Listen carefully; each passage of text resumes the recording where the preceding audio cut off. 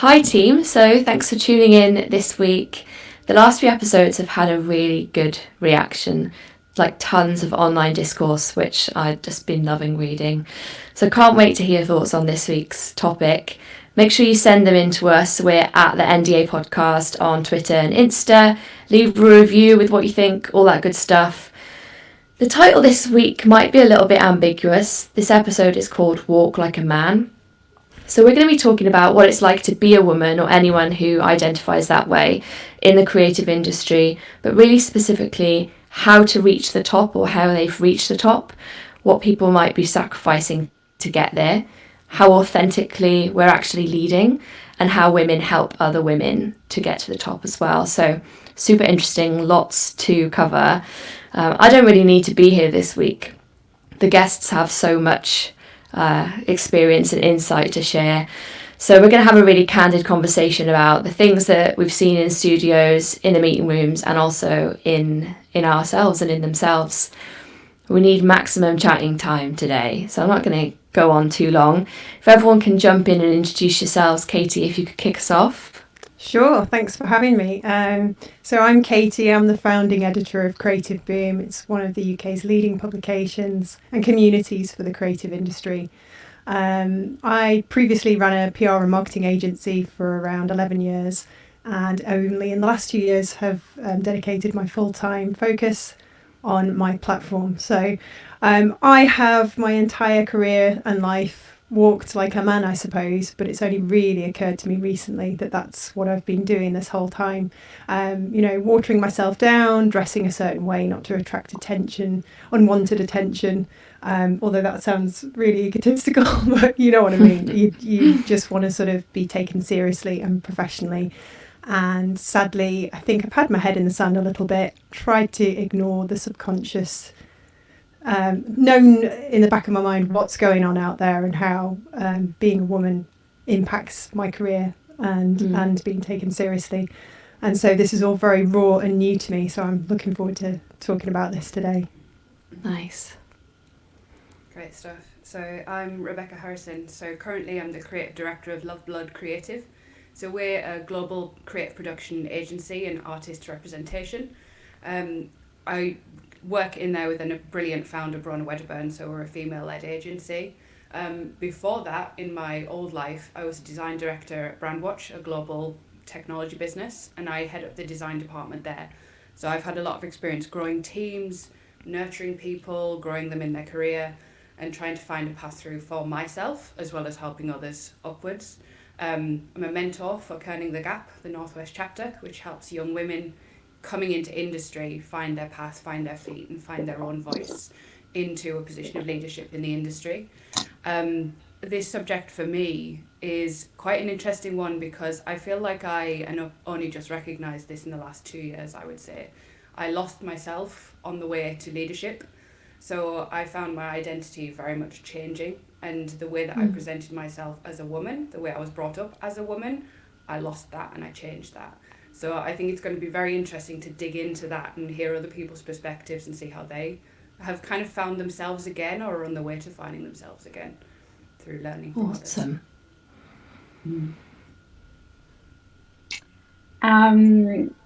Thank you so much for having me as well. My name is Livia Lima.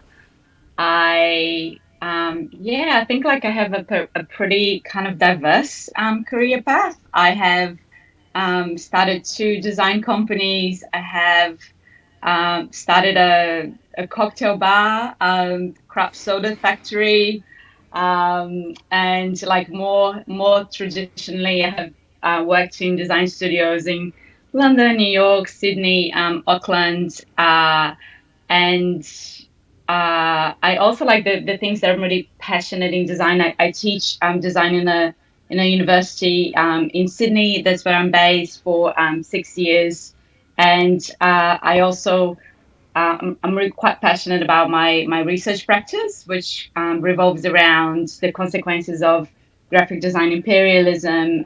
Also like looking at design and economics and this idea of redesigning value. So I work in like many realms, I guess, like academically, but also commercially. And yeah, like I think I found myself as a teacher, and it's something that gives me so much pleasure. I love nurturing young talent, and I actually met Katie on like a past job. We were both working together, and through having conversations in this topic, we ended up like starting a platform called Soft Force in the workplace, which was a platform for female identifying people to come together, because we really thought that there was a really important topic that it needed more attention in our workplace. So it's something that I'm naturally quite passionate about. And yeah, my style of leadership is really nurturing and encouraging, and I guess like empathy and soft skills is something that like I'm quite happy to have in my personality. And it's stuff that not always it's not always valued, and I had to stand my ground a couple of times to really say this is how I want to lead, and I'm not willing to compromise, I guess. Yeah. Perfect. How qualified do you all sound to chat about this? So I'm Katie Cadwell. My pronouns are she, her, which obviously indicates that I identify as a woman too. And being at director level, I've got a little bit of experience, but like always, I'll kind of stay impartial, acting on behalf of our listeners and some of the stories that I've heard in the DMs, and asking some of those challenging questions and kind of holding up a bit of a mirror today, I think. I'd like to just quickly caveat before we get into questions. Gender is obviously expanding, so brilliantly nuanced. There'll be words that we use today, like femininity and masculinity. They're really loaded. They have a history, and they're changing in meaning. So I think just so everyone feels really comfortable using any language that they want to, just interpret each of these terms how you would like, and how you've kind of seen them used in the past. And so I just think we'll get into it with some statistics. So these are actually from 2021. I'll leave the source in the episode description. 11% of creative directors are female, but 70% of young female creatives have actually never worked with a female creative director, which I think is quite shocking. And we all know that education is made up predominantly of female designers. So I think before we get into the hard stuff of the kind of therapy and introspection of ourselves, maybe we can chat about our experiences with female leadership, or what it's been like having a female boss, and has that been positive, negative, how have they carried themselves differently to working with men?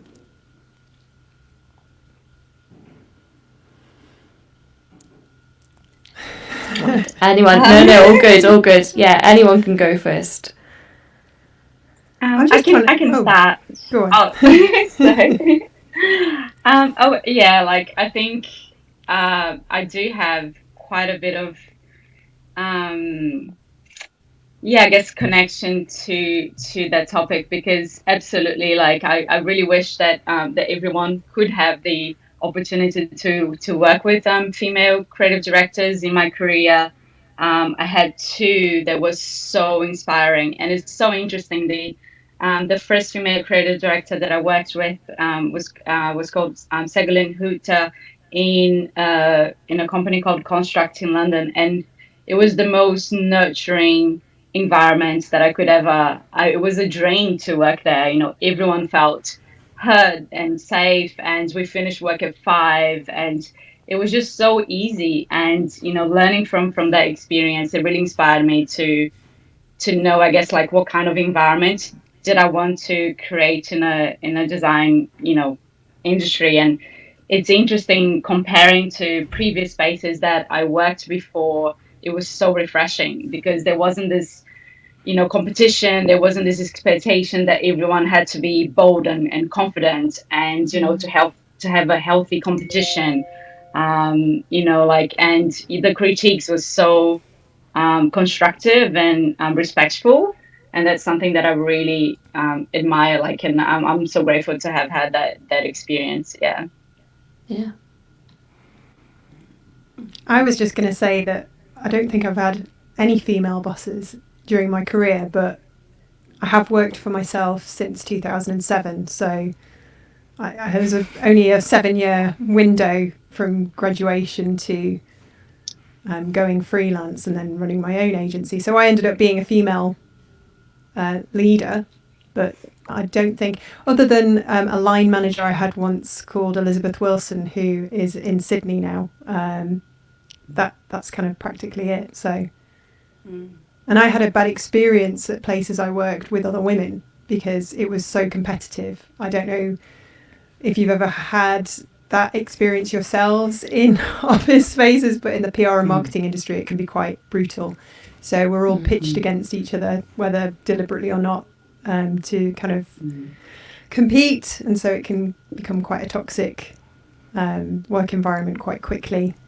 And I don't know whether you have similar stories, but 20 years ago, my goodness, when I tell some young women what I put up with back then, they cannot believe, well, they can believe it, but they cannot believe it because it just wouldn't stand today. Yeah. What about you, Rebecca? Have you had female leadership in the past? Yeah. I was just thinking way back, because I mean, I've been in the design industry for a long time now, but before then even, I've had the luck, but also I think almost the skewed perspective of having the majority of my bosses be female. And I'm thinking in the sort of 10 to 15 numbers. I started my working life off completely outside of the design industry as a funeral director. And my boss then was a woman, and it was me, her, and one other woman amongst about 40 men. And I kind of learnt very much that you're put in a box at that point in time and you have to fight for those kind of things. But the competitiveness that you've just talked about, Katie, I recognised it there, and I was only in my really early 20s, where it's just like, I always wanted to progress. I loved that job, and I always wanted to make more money and everything else in that sense. But naturally, I was trying to go forth, and it was very much saying, stay in your lane. You're younger than me, and this is my position, and I'm the only female senior, and she wasn't going anywhere, and she made sure she wasn't going anywhere. And that's, I can understand in that environment. But jumping forwards though, my first job going into the creative industry is a really good friend of mine, Kerry Kennedy, was an art worker at an agency in Brighton, and she just brought me under her wing and showed me a completely opposite direction of that. So she very much said, go for it, girl. And my first art director was a woman, the studio was run by women, and it was such a polar, diverse range of experience that I think that's kind of the angle that I feel like you have to be wary to say all women are nurturing and amazing as leaders and as senior people to look up to. And I think over my career that's what I've recognised, because especially when I've been in the professional creative arena, it's been very polar. It's I can't say confidently that it's been very much brilliant all the time, and every leader has been nurturing, because they certainly haven't. So why do you think that that first kind of female leader that you worked with was so defensive? Is it there's this kind of underlying feeling that women are a threat to each other in those spaces? So why do we think that is? Hypothesizing entirely, I'll caveat it with that, but my thoughts thinking about it years later, I think that when you fight so hard for something and you've battled through things as the first in an industry, so in the area that we worked in, she was the first female senior leader and first female director, and I think she fought incredibly difficult battles to get there, and she wanted to protect that position. And I can understand when you are, like Katie, you said at the very early end of your career, some of the stories that you have, you'd be aghast. And I think she went through an awful lot to get to where she was. And I can understand it, but also you don't diversify if you block all of the barriers after you. So I think protectiveness, yes. I think you don't realise, do you? You kind of, 20 years ago, just didn't think about it, and now it's only just occurred to me in the last couple of years, all the things that I've had to sort of go through and put up with to get to where I am. And I actually burst into tears when a really good friend of mine said, just imagine how far you would have got had you not been a woman. And I was like, what? Because I think I was going through a particularly difficult time, and I was getting frustrated with something to do with my platform, and I just thought, my goodness. But then you sort of question yourself, don't you? You're like, surely it can't just be as simple as that. Surely it's not just sexism. Surely there's other things at play. You know, we might be looking at class, you know, we might be looking at a snobbery in where you're based. For example, Creative Boom's based in Manchester, so I've had to fight that little battle to get respect from the industry because we're not based in London. One of the nice things Katie, the last couple... Oh, sorry. Oh, sorry, carry on. No, go for it. I was just going to say, one of the nice things the last couple of years is that all of these things that might have acted as barriers and sexism being part of that, one of the reasons I've seen that it's starting to come down a little bit is because people are actually starting to think about these things more than they ever did before. And whether that's a token gesture or genuine kind of want to kind of change the way things are, to change the status quo, I don't know. I'm not really going to argue with it. I'm going to grab it with both hands whilst it's happening. And so, Katie, I just wanted to ask, you've mentioned that you've had quite a lot of struggles and battles to get where you are. Does that make you supportive of other women, or do you feel like you haven't seen what I've seen, you were in there, you don't know what it was like? Do you have any of that kind of defensive, protective attitude that we've all kind of seen elsewhere?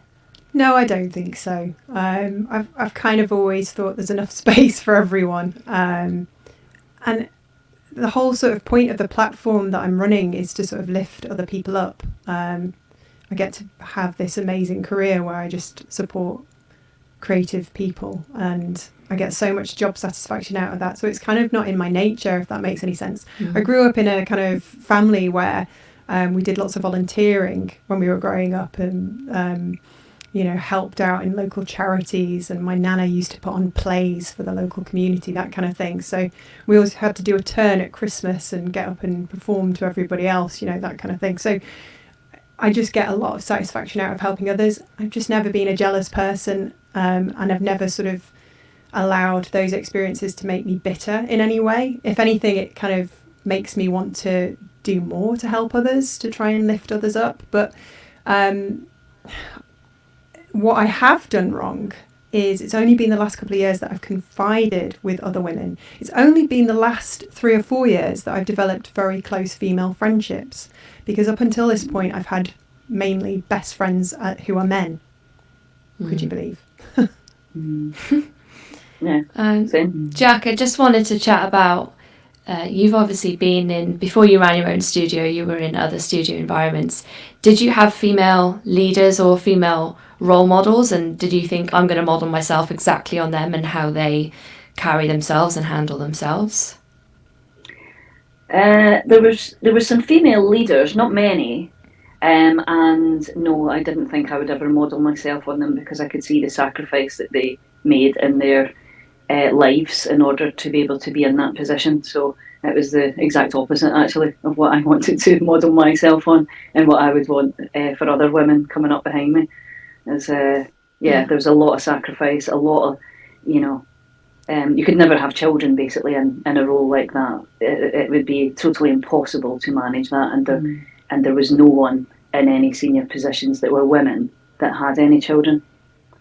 So there was no, there was definitely not a benchmark set there. It was quite a male heavy environment. Yeah. So I want to talk a little bit about that kind of modelling and whether we did or didn't have role models. So you're starting to think about becoming a leader yourself, and what I'm hearing in the DMs is that kind of really tense moment when you're jumping from being on the tools to being a leader.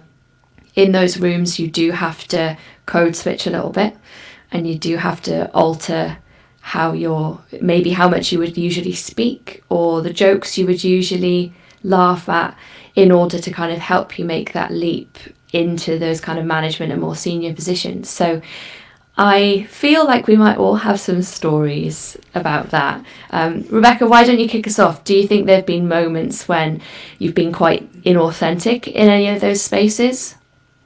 Yeah, I'm laughing because I'm just saying, 100%.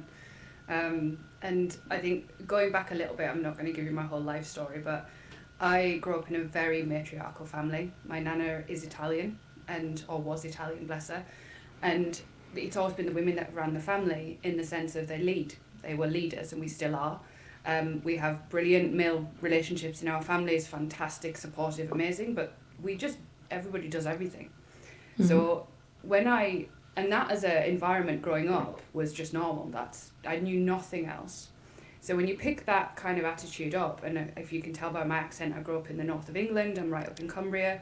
If you pick that up, and then I went down to London at 18 and started to work my way into industry, all of a sudden the way that I'd been brought up was actually a problem. I was very assertive. I was very much like, well, I should get my own way. Why is being a woman the negative?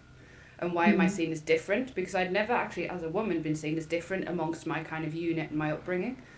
So especially going into, let's say, the senior part of my career, as I switched from contributor to leader, where I was expected to speak on behalf of companies or speak to CEOs, CMOs, all of a sudden my accent disappeared. I spoke slower. My arms calmed down, because I usually speak with my arms. I do now again, but it's like everything. My hair calmed down a lot. And it was just like I hid behind so much. And I actually it's actually the opposite here. I become more feminine in what a traditional sense of femininity is. If you wrote the stereotype of femininity down, if I can even say it, I try to become more like that. Like, I haven't worn heels in my life. Like, I'm always on a road bike. I'll wear boots. I'll go running, that kind of stuff. And all of a sudden I had a pair of heels and developed a bunion, and it's one of those things that you just got all of a sudden in my life. I've completely changed to be and try to emulate what I would see as other female leaders around me, but that wasn't my personality. So I definitely lost the essence of what made me actually good at my job, and I lost the confidence. I lost my personality entirely, and I even started wearing things, just daft things like colour and flowers and stuff, and it was I recognise that looking back at photographs and everything of when I was like manager for the first time. And I think that's the opposite to most people. I think Yeah. often people dial in those kind of traditionally seen as feminine cues. Livia, I feel like maybe you had a moment in your career where you were kind of dialing back from some of those stereotypes a little bit to be taken a little bit more seriously. Yeah. So when I started my career, I was living in Auckland, New Zealand, and my first job was in a big brand agency. And I'm a female. I'm an immigrant. I'm from Brazil, and like there was a strategy director that was asking like where I was from, and I said I'm from Brazil, and he had a lot of stereotypes of to say of what he thought about Brazilian women, and I was terrified, and I was very ambitious, and at that point I thought that I was very young, and like I'm actually quite embarrassed of saying this today, but I just thought that I had to get rid of any kind of femininity that could, I guess, like get myself into that stereotype. And I started to dress quite androgynously, like very, I don't know, like what a English designer would look like. And, like I started to put my hair up and like I'll feel very uncomfortable with my head down. And I tried to take away anything in my looks that could allude to that. And I feel like I lost myself a lot, and I lost my authenticity by doing that, and trying to act like a man, like an English bold creative director. Now I had the people that I wanted to learn from, all like European centric males, and I had my plan. I had the places that I wanted to study, and I built my whole kind of career around that, which is the opposite of what I'm trying to do today. And I think it was only through, I guess, like teaching and like working with students that I get so much satisfaction out of, that I saw and through all the female, I guess, examples in my career that I looked up to, that I found the type of leader that I wanted to be, and that yes, like I can actually create like really collaborative spaces that everyone feels heard, and you can still lead without having to be an ass, basically. Like you can lead with kindness. You can lead in being like, quite constructive. So it has been a journey, and I'm definitely, I guess like I don't want any other female designers to feel what I felt, and had to let go of what is true and unique about their identity to succeed in this industry, basically. What about you, Katie? Do you look back on any standout moments when you think, wow, who is she, and why was she behaving like that in that specific situation, or what was it about it that made me feel like I had to code switch? Yeah, I can relate to Livia's story, actually. I remember I was at a Christmas party once for a company I was working for quite a long time ago. And I was talking to a director, and I was keen, I was new to the company. And he said, you're doing absolutely amazing, Katie. And then he looked at my chest, because I had a low-cut dress on. Nothing too revealing or ridiculously sexy, which, why do I even need to say that? And he said, and by the way, you've got fantastic tits.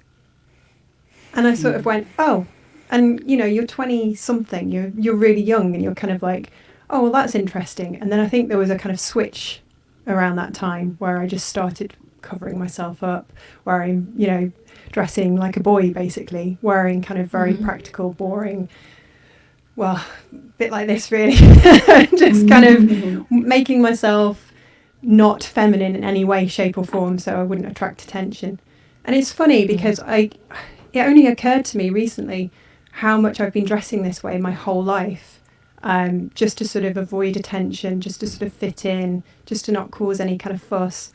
And I was on the plane coming back from a recent holiday, and I was wearing a low-cut top, and there was this man just staring at my chest, and I was like, what? I was looking behind me like this. I was like, what is he looking at? And then it occurred to me that it was the first time in probably since that time that I'd seen a bloke looking at my chest, because I've just been covering myself up my whole life.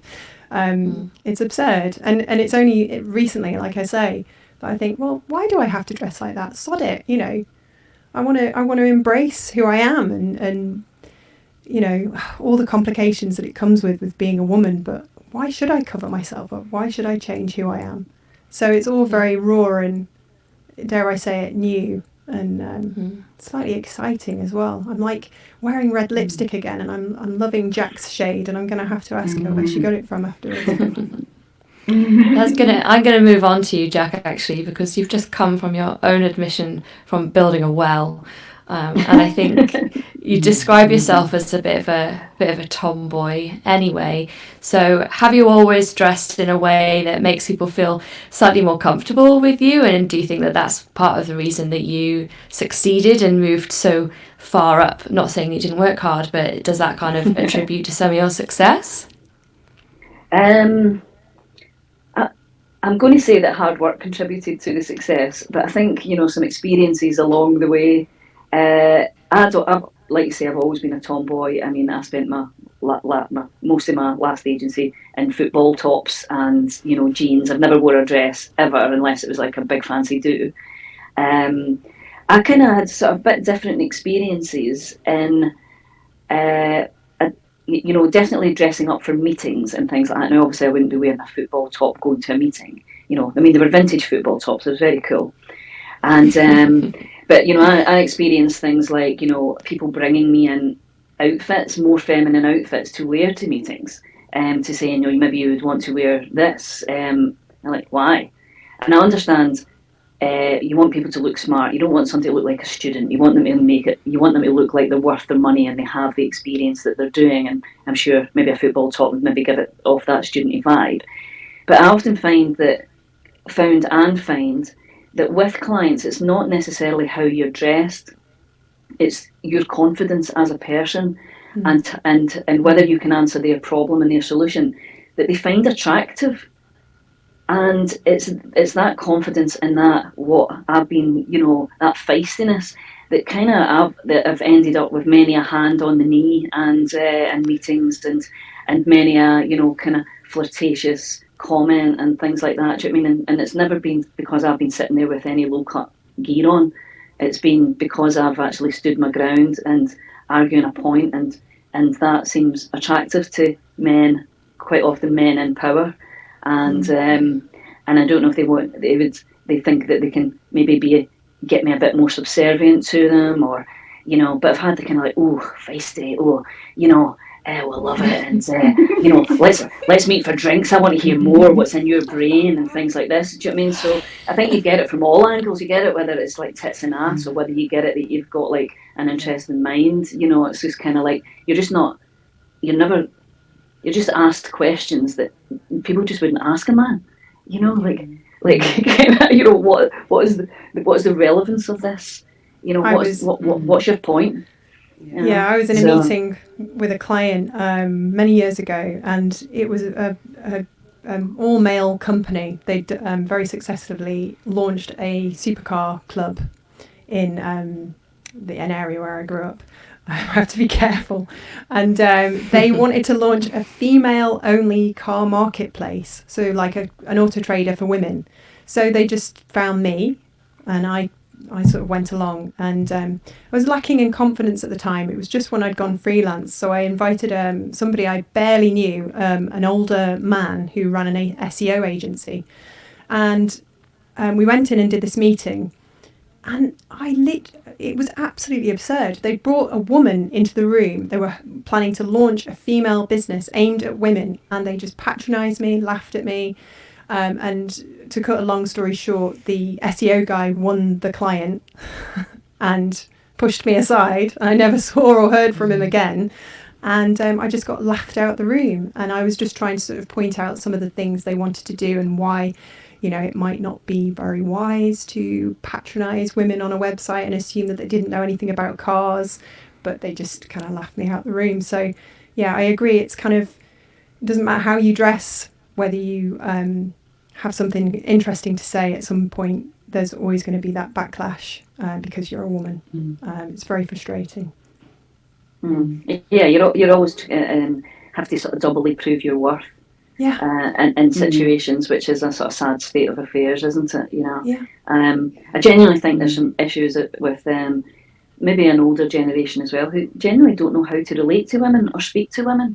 And they've only ever spoken to them in a kind of secretarial sort of sense before, and they kind of think that I'll be flattering you if I give you a pat on the bum, you know what I mean? Or, you'll like that, or you'll like it if I say you've got nice tits. Do you know what I mean? Like, no, I'd actually like it if you just paid your invoice, thanks. I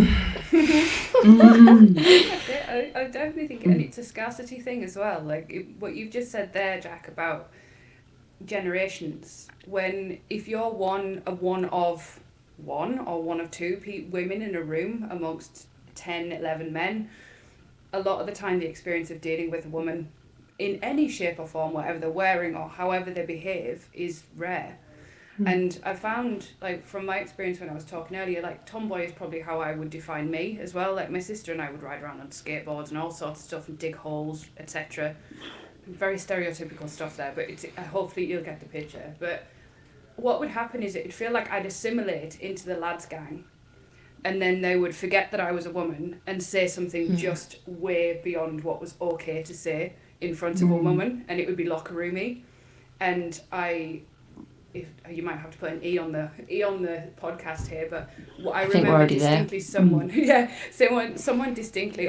We were joking about, but I wasn't, but they were joking about somebody being quite uptight, and the words were, "Well, we'll just send X designer to go and shag her then," and I just went, "This is not it. This is the locker room kind of banter that slips out when you don't realise there are people in the room that it's not okay. It's not okay when I'm not in the room. But when I am, you assimilate in an odd way as well. So it's kind of like, it's awkward if you are very openly like, women, I'm here, I'm in the room. But I think that it can go too far as well if you assimilate, is my point, I think. I have worked for a creative director that, and again, like, today, like, I would not have just listened. It was a new job, and I was just so, I guess, shocked by what was going on in the studio. Like I always, wanted to work there. They did amazing work, and then starting the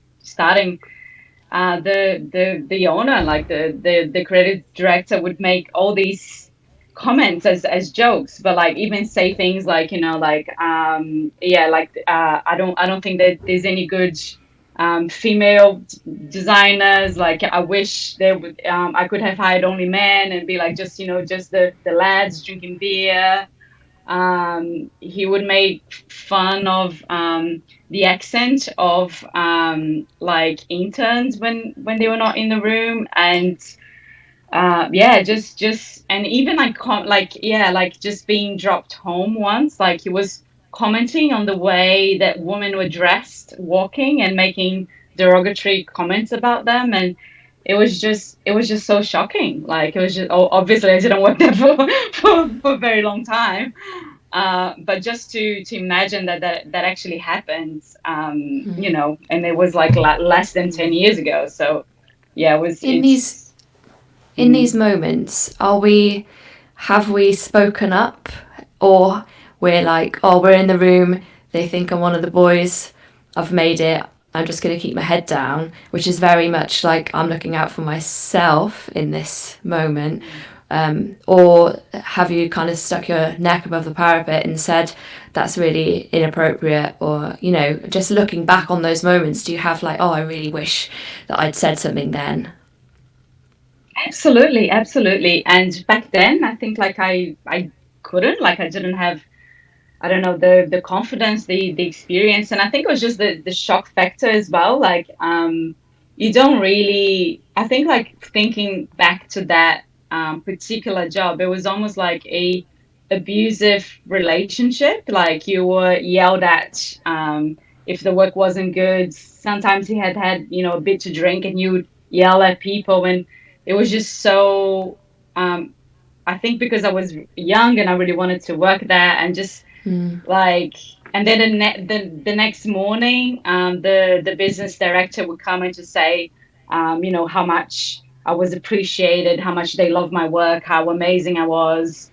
And then like the night of the critique, I was yelled at, and in a personal way as well. It was just such like an awful environment, and I think I felt really intimidated. And I can understand, like, in terms of women that had been to traumatic experiences, not being able to speak up at that time. But today, absolutely, like I have no fear of being on someone's bedside. I have no fear, like and I do it with in the right time, in the appropriate time, and I do it with kindness, because that's who I am as well.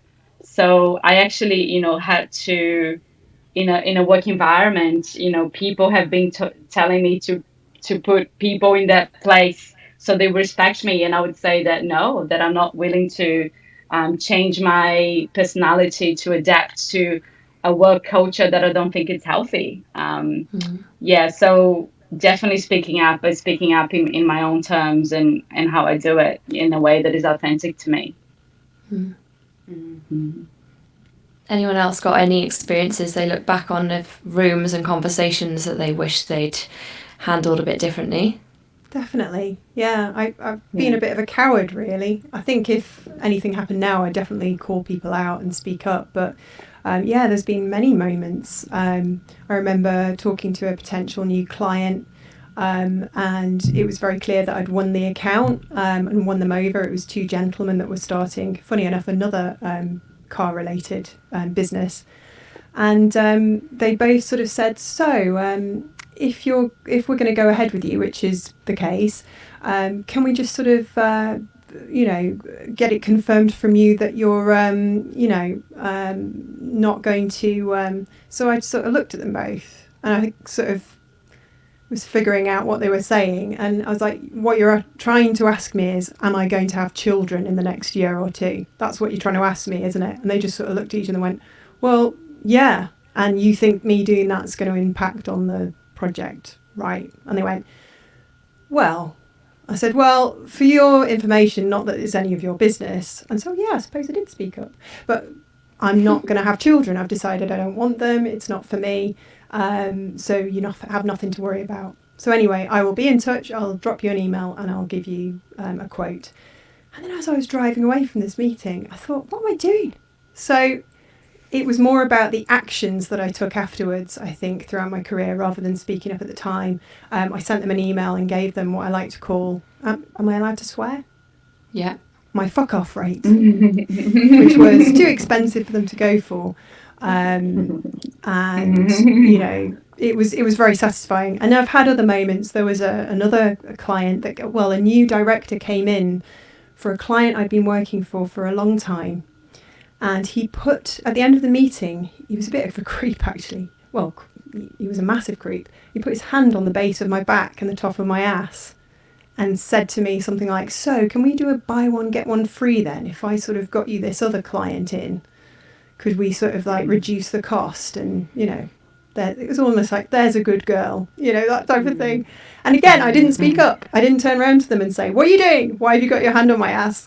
This is absurd. I just ended up carrying out the action afterwards. And in that case, I didn't give them that specific rate. I just turned around and said, look, I've gone away and had a really good think. And I don't think this is going to work out moving forward. So I think it'll be nice to hand things over and blah. So bit of a coward, but yeah, plenty of times when I've just gone, actually, I have integrity and this could end up being a really good contract, but nah, I'm just not going to work with this person.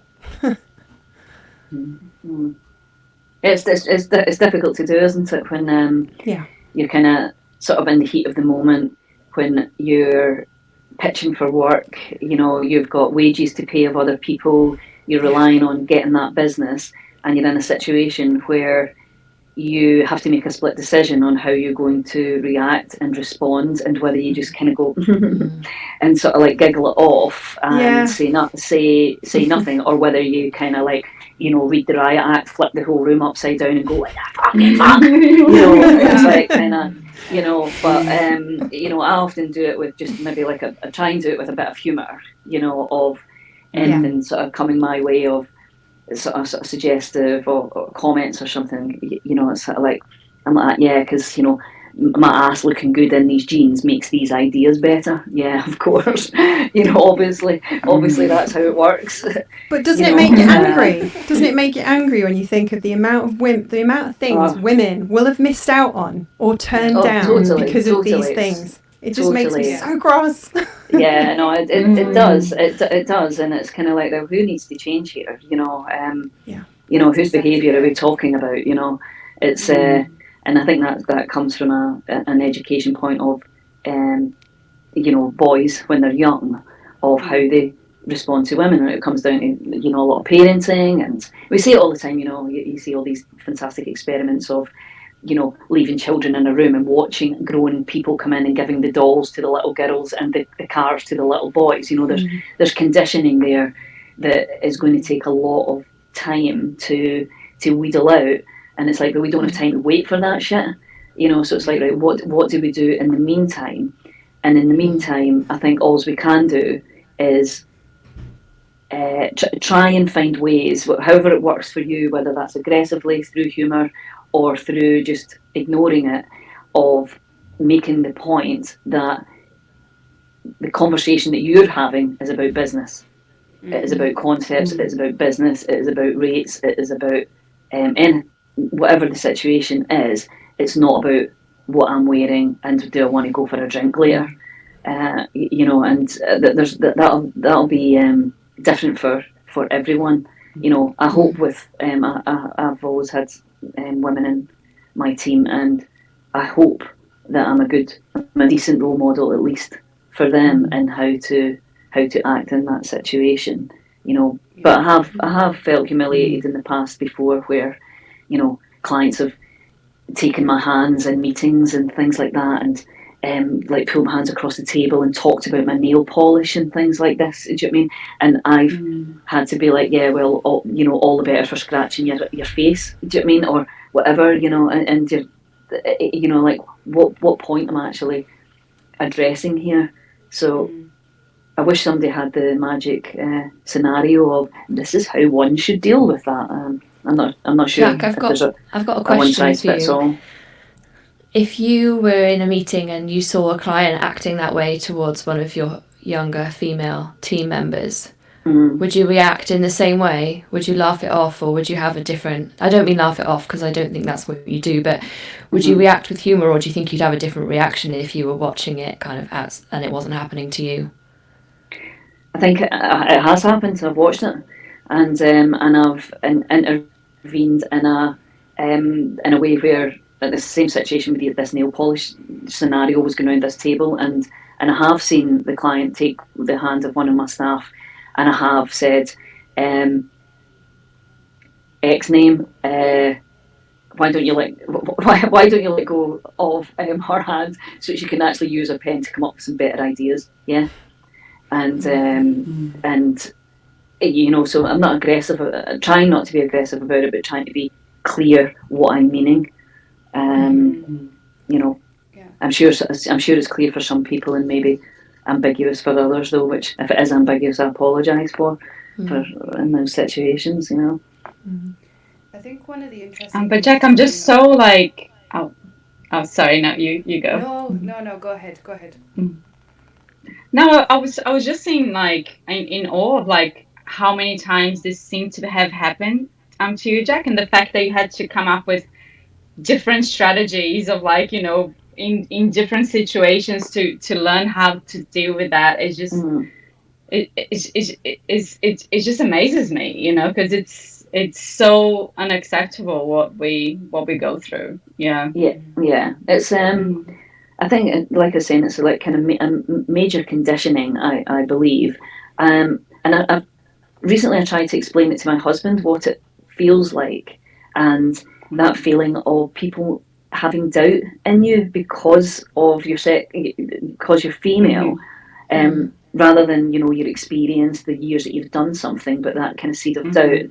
We were talking about a friend who was hiring a nanny, and whether they would hire a male nanny, and if they trusted a male nanny to actually be able to, entrust their child to be, handled in the same way, or a male midwife, or a male in a classic female role, and trying to express how sort of that feeling of not being fully judged, not on anything to do with you or your actual ability, but purely being judged on a perception of a stereotype, and how debilitating that is, and how it strips you of who you are and your confidence. And I think through those kind of examples, he was starting to sort of see how that felt.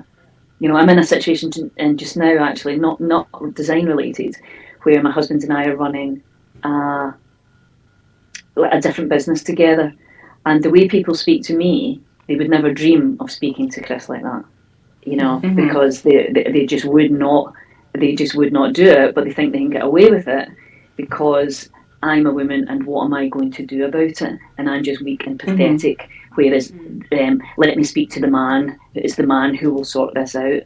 And I'm like, well, it's actually me who owns it, so you can speak to him if you want, but you'll just need to come and ask me then.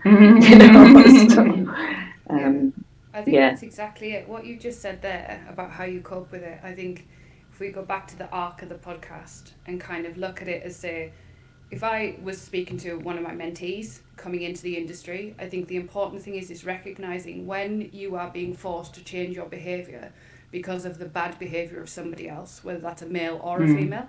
Because I know it's walk like a man, but there are females that will assimilate into male-dominated cultures in large and small businesses, act like men, and you will not realise, and I've been there myself until far too late, that they're actually doing when you're having kids, what you're doing there, and they're considering the emotions and everything else in the back of their head. So I think the most important thing is recognising when someone is behaving to you because you're a woman in a specific way. And I think, and we don't have time definitely to wait for males to be brought up in a different way, because people are coming into the industry now. So if we as leaders, as where we all sit in where we are in our jobs, can at least help the younger women that are following us really closely to recognise what's not okay, And to tell them, like, if someone looks at your chest, like you were talking about, Katie, they look at your chest and you're comfortable with that top, wear it, and tell them to stop bloody staring, as opposed to changing your personality and you feeling uncomfortable for it. Because I've certainly done that. Like, when I was talking earlier, I changed myself because I thought that's what I should do, because these other people were making me feel uncomfortable for not being a certain way. And it should have been the other way around. When you're completely, like, authentically yourself, you can lead better because you're not bloody distracted by trying to act a different way to what you actually are as a human being and as a woman in a leadership position. And that makes you a better leader, better mentor, better anything, if you're just getting yourself out of your head a lot of the time. But it's hard work. It's hard work. Yeah. This reminds me of the platform that I was talking about, Soft Force, and it was so great to have that within, like, a studio culture where, you know, identifying women would come together and we would discuss all of this, and then having feedback from interns, and being, like, able for them to really speak up and be quite vulnerable and ask, you know, how do I react in this situation or in that situation? I'm being interrupted all the time. My ideas are just being shut down, or I was spoken to in ways that I don't feel comfortable. And being able to have that vulnerability and people being able to cry and to say, I'm on my period, and, you know, just, like, having the space in the studio for those open conversations had been, like, such a refreshing thing to do. I really wish every studio had that, because I feel it's something that, you know, every person that I talk to that identifies as a female and share experiences, they're like, I've been through that. That's why I'm not a designer anymore. That's why I left the industry. It just happens so often, and it's so sad, and it doesn't need to be like that. Yeah. I'm gonna change the topic slightly. We've talked a lot about how we present ourselves, how we look, how we present ourselves in our actions. I want to talk a little bit about how we present ourselves in design. So actually, the first time I spoke to Rebecca, we messaged on Twitter, and your logo is, because I hate to use these words and I really try to avoid them when I'm describing design, but it's pretty masculine. Also, Jack, you've mentioned being called Jack, it's an androgynous name. Katie, you have the frontage of Creative Boom. So how do we present ourselves in design contexts that make us maybe feel less feminine, or maybe we're intentionally shielding the fact that we're women, if that's what's happening? Do you mean through the context of our brands? Yeah. I think I haven't really I haven't really thought about it, if I'm honest. I think with Creative Boom, it's quite different because it started from a place of supporting the creative industry following the global recession of 2009. So in that respect, when it came to redesigning everything and adding in the sort of cute little icon in 2017, I think it was, we just sort of sat back and said, okay, so we're a community, we're really friendly, we try not to be, you know, an exclusive club, we welcome everyone, we're very approachable and warm.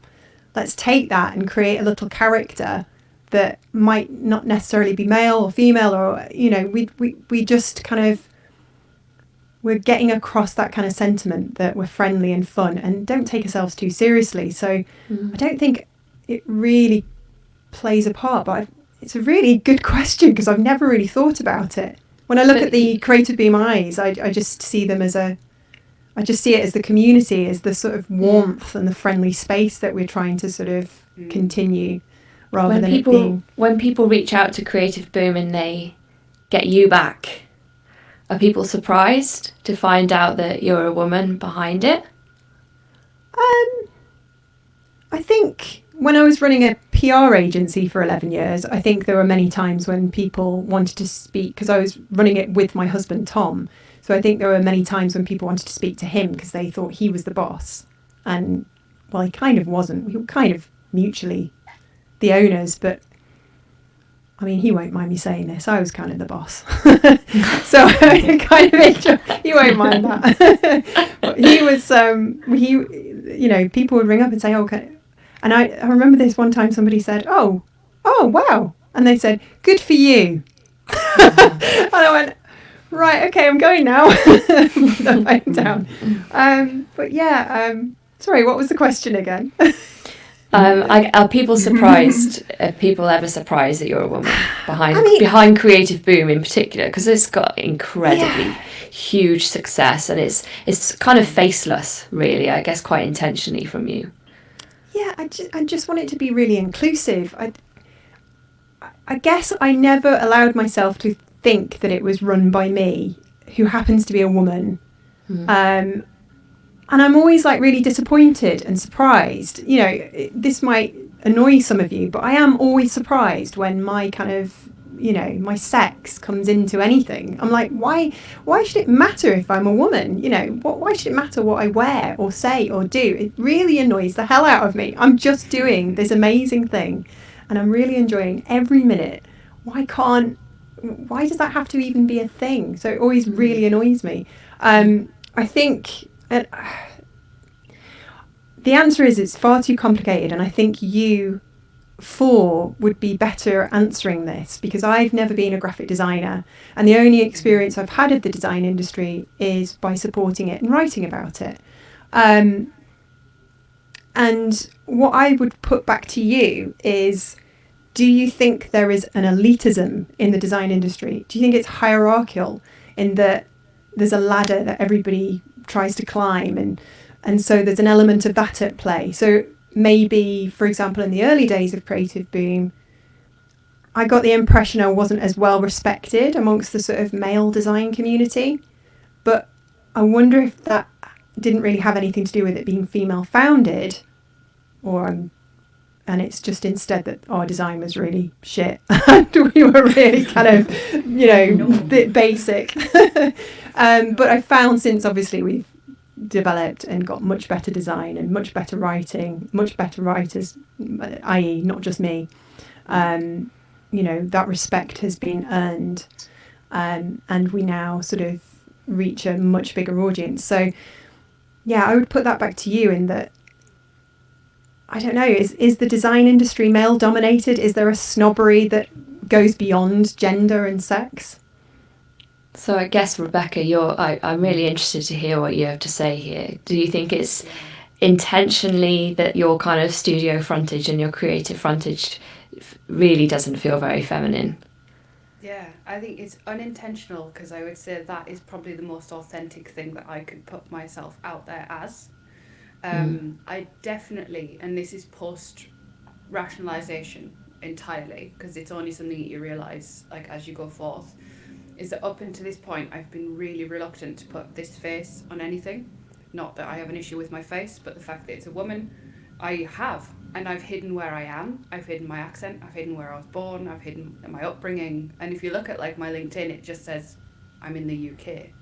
And I think, Katie, you said at the beginning, like you're based in Manchester, we're fully remote. I am in the middle of a farmland in Cumbria, and it's, why am I not putting that on my profiles? It's because there is a snobbery. I'm really like hell bent on it. I've had so many, you sit in a meeting and someone just replays the word no back to you in a no accent, and it hits you, you know, you go, hang on a second, is that something that's standing in my way? So I do think that the way that I present I'm very goth. This is just me in my essence. I've been that way my whole life, so is my whole family.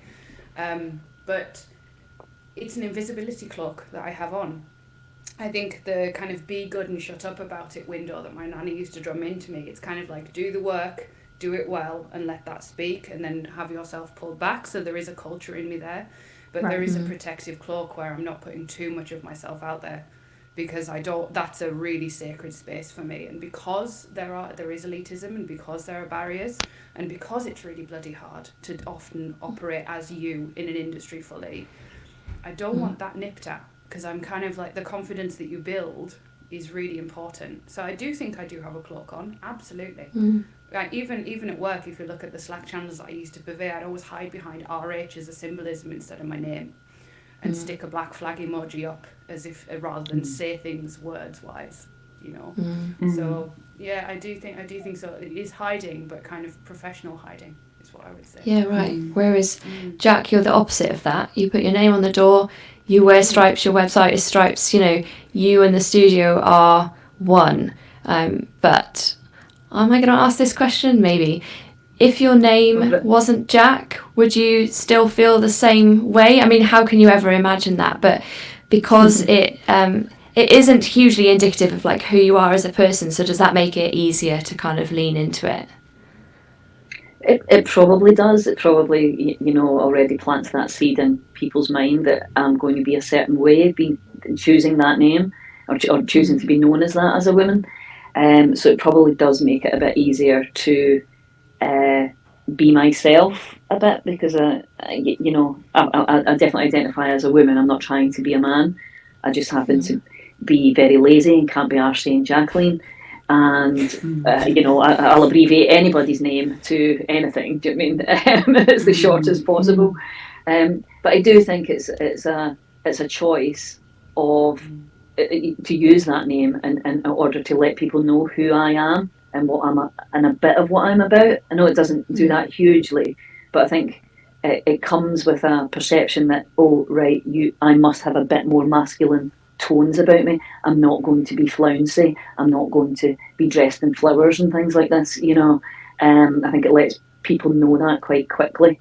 I think an interesting question to Katie would be if the eyes of Creative Boom had mascara and eyeshadow on, whether it would be a great test, wouldn't it, to see if it would have the respect that it does have. You know, if people kind of were immediately understanding that this is a woman's voice that's coming back to me, and whether folk would have responded a bit differently to that. You know, and I can only think they would have, and it would have taken you longer and harder to have convinced people otherwise, because it's, you know, the perception is there, the baggage is there of getting over that hill that female equals strong, female equals a good opinion, female equals value, and I think that's something that we're battling and going to be battling for a long time.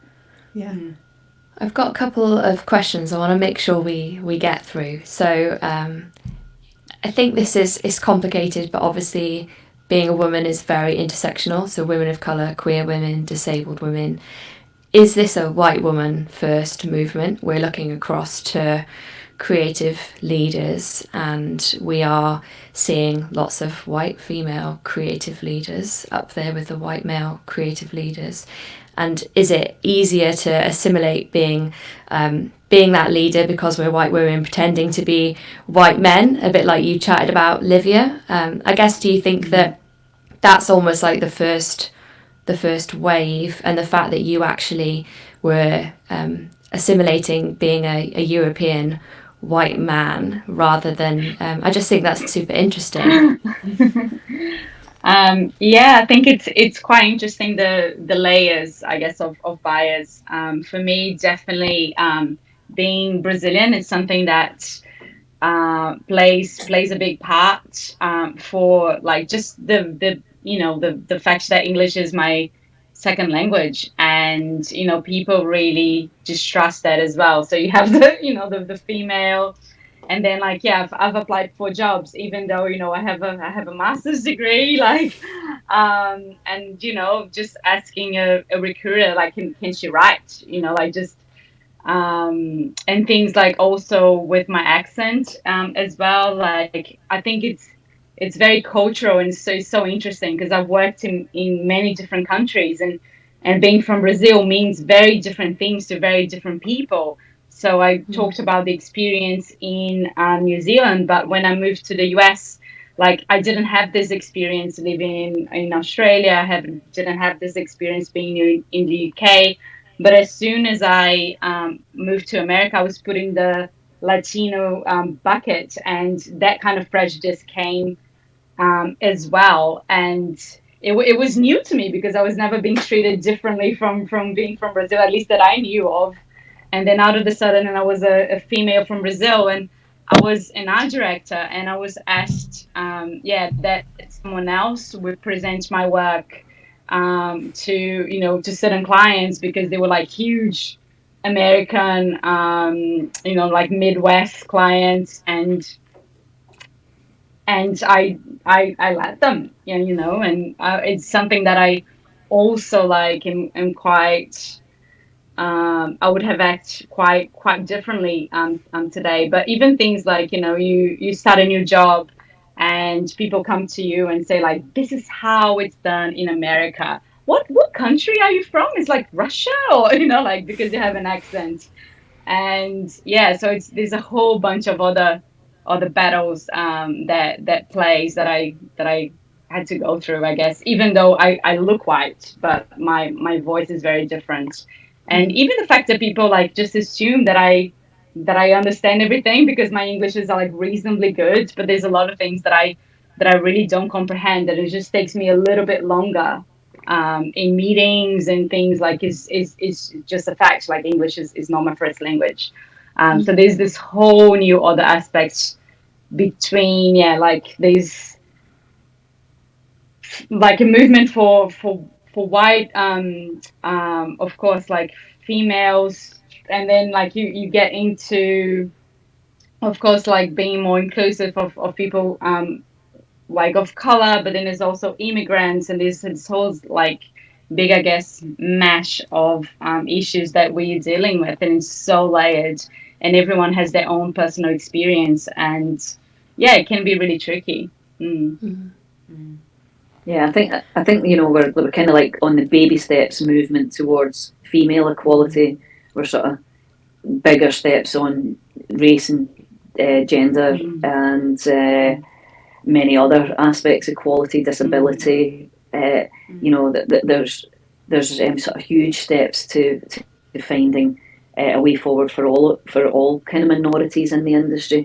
We're kind of the first to the forefront, being white women in the industry, and because we come from not privileged backgrounds by any means, but a society where studying art and design is acceptable as a career path, where there's a lot of many different cultures who don't respect that as a career path, so their parents don't actually encourage it. They'd rather they became doctors and lawyers and more academic fields of study. So I think in order to almost kind of like change the face of the argument, it will take a while before people are coming through and coming up into leadership roles who are of different race and backgrounds, and gender neutrality and disability and all of these things.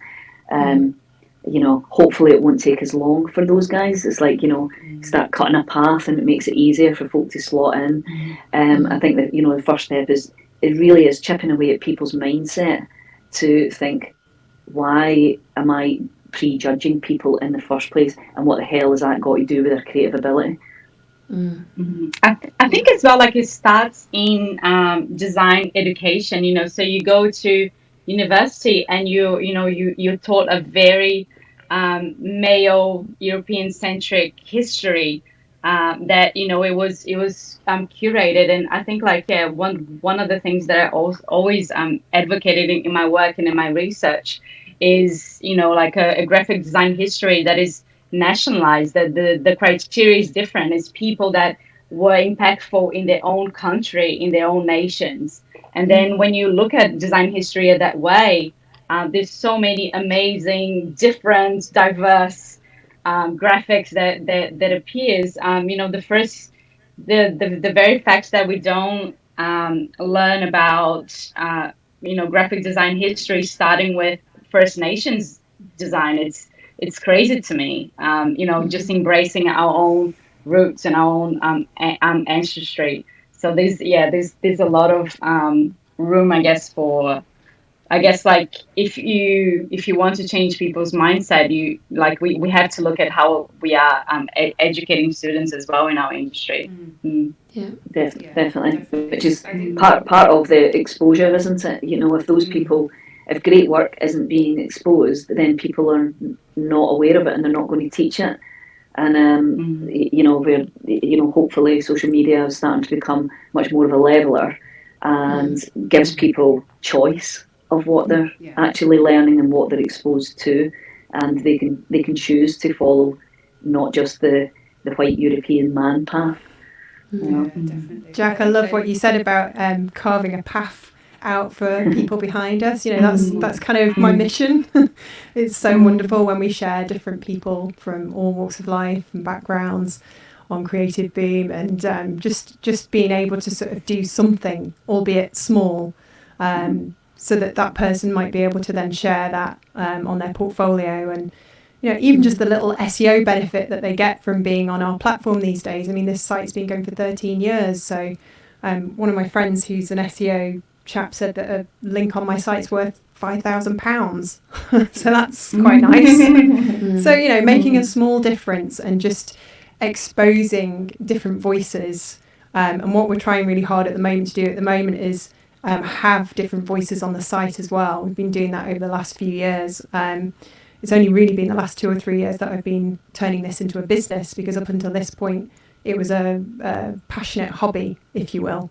I decided PR and marketing and running an agency was not for me. So, yeah, it's just so nice to be in this kind of new phase with the platform and all the possibilities that it could bring to give back even more. So, yeah. And if anyone's watching this, we're desperately looking for different writers, so... Sorry, Katie. Rebecca, were you gonna add something just before I ask my final question? Yeah, really briefly, I think the path thing is a brilliant analogy, and I think that path needs to be incredibly wide. And I think it is a position of privilege. The white women wave will kind of blend and it'll go faster. But I think we have to very, very quickly open doors, take risks. And by risks, I mean that we need to choose the people that we think we can bring along with us, elevate above us and push. So like me and my business partner Brona, we sit in the commissioning seat. So if we do something for a charity that is raising awareness for black girls in film, the illustrators and the staff that we pick will be black women. And they will work on it. They may be unknown, they maybe have not worked with us ever before, but we will fight our damnedest to make sure that the right people are on that job and give them the opportunity that would traditionally be like, right, who have we used before, let's just put them on. And it's that conscious curation, and Katie, you just said that, it's conscious curation of the right people that you think that can be given an opportunity and sail. And I think that's it. It's having the mentality to push beyond you and reach far, far beyond where your remit sits. Amazing. Okay, so I'm going to ask everyone to answer this question. The title of the episode is Walk Like a Man, Talk Like a Man. Obviously, there are no men present here. What do we want to see from the men in these creative spaces that stops them from putting the pressure on the women that they're working with to fall in line with them and fall in line with their ways of working and how they create relationships? So I guess that's what do we want to see moving forward, not just what we can do and how we can edit our behaviour and how we change, and what they can do to stop women from feeling like they need to do that.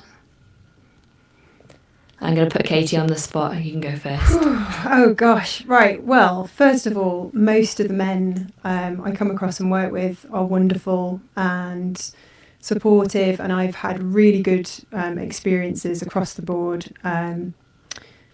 But I think I hate this phrase, recognise your privilege as a man.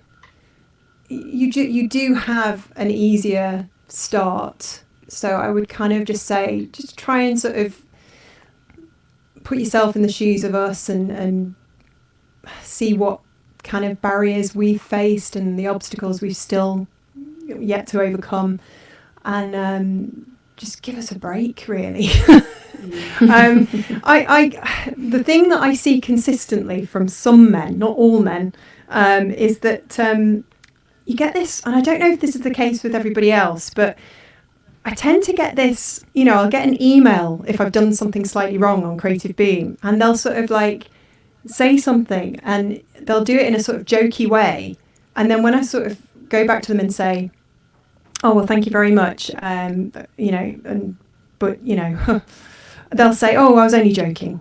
So they kind of pat you on the head and patronise you, and then they gaslight you. So if anybody's watching this who is a man, happens to be, identifying as a man, please just know that, we do actually know what we're doing. We're trying our very best. We're human. and we're going to make mistakes. It would just be really nice, because I've never had that from another woman, actually. It would just be really nice to just sort of don't just be sort of lurking in the bushes, waiting to leap out and say, oh, you did something wrong there. You made a mistake. Oh, right, okay. Well, where were you when I was doing something right? So I think that's what I would say more than anything. Just try and think about that the next time you want to have a bit of banter, whether that's laced with positivity or whether there's an underlying negativity that involves basically patting us on the head. And, you know, please don't patronise me and say it's just a joke, because we both know it's not. And yeah. Anyway, that's all I'd say. Just give me a little bit more respect. Rebecca, how about you? It's a great answer. Rebecca, how about you? Leapfrog off that. I think, firstly, what you just said, Katie, says we're not terrifying. Like, women are not terrifying. You don't have to joke. You don't have to pad anything in cotton wool. Be straightforward and to the point. But I think also in this area, we need you. I think we need the kind of collaboration and equal spaces to be equal. We can't police them ourselves because it becomes us and them. It needs to blend. And I think that blend needs people in the room that are willing to be challenged, but challenged in a very mature, calm and straightforward. It's not an argument. It's a really comfortable criticism that makes us all better. And I think if there's anything I wish I'd had more of, that is me being able to go, hey, that was a bit daft, you shouldn't have done it that way, for a want of a better way to say it. And just to be able to ease into it in these male dominated spaces as one or two of the women in the room, to be able to criticise or challenge or improve, and just allow us to do it, but also help us police it as well. We can't just do it on our own. Yeah, amazing. Olivia, how about you? I think, like, really, when I think about it, I think a lot of it is fear-based. I mean, fear of different, and fear of different not being good enough. And I guess, like, it's to really search themselves for any, like, unconscious bias. I do believe that a lot of it is unconscious as well. And one thing that I just get so annoyed by, you know, like, if I hear another, you know, studio like owner or creative director saying that they want, you know, people to be always like bold and confident and assertive. And if we want a space that is really diverse, you know, like, we need to embrace diverse personalities as well, and genders, and give everyone an equal chance. You know, I've seen many, like, brilliant people with incredible work, but not have been given a job because of their personality, of not being confident enough, although they still, you know, like at an intern level. And just like embracing difference. Awesome. Jack, how about you? I think just maybe some sort of top tips for guys, you know, of think about what you're about to say, run it through your mind. Is it something you would say to a man? Do you mean just give yourself that wee bit of a filter of kind of, let me just check that, because if it's not, then just don't say it. You know, you know, just keep it relevant.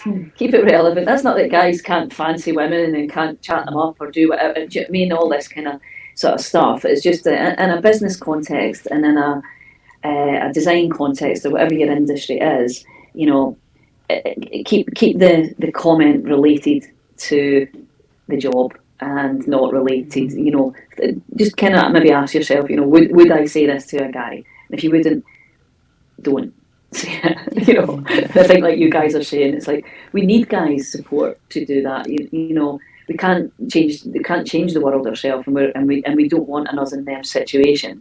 We just want a togetherness situation for everyone. And all we want, and I'm sure, and all guys in the design industry want as well, is great work.